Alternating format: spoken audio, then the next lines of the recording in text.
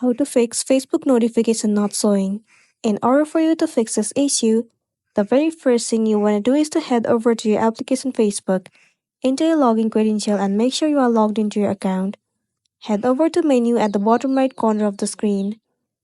Tap on this gear icon at the very top. Scroll down and you will see the option of notifications. Once you find it, head over to it. From here, move into any of the options in which you are not getting the notifications. Let me move into this one for now.